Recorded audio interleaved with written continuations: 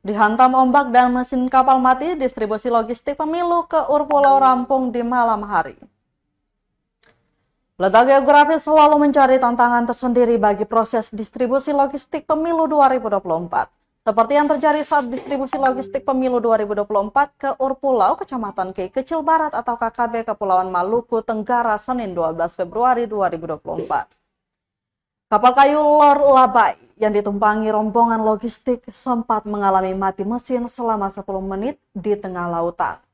Meski hanya 10 menit, namun saat itu gelombang tinggi berkisar 2 meter sementara terus menghantam dinding-dinding kapal.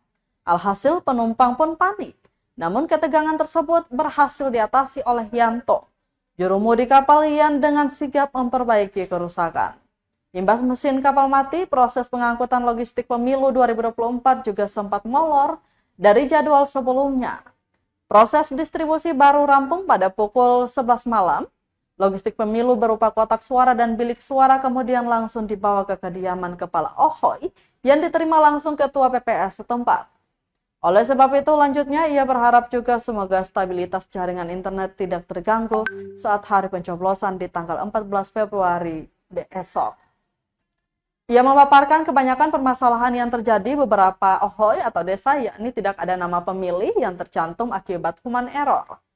Untuk diketahui merujuk pada PKPU nomor 7 tahun 2022, DPK atau daftar pemilih khusus adalah pemilih yang memiliki identitas kependudukan, tetapi tidak terdaftar sebagai pemilih dalam DPT atau DPTB.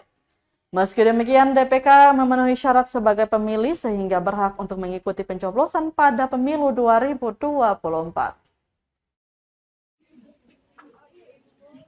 Download Tribun X sekarang, menghadirkan lokal menjadi Indonesia.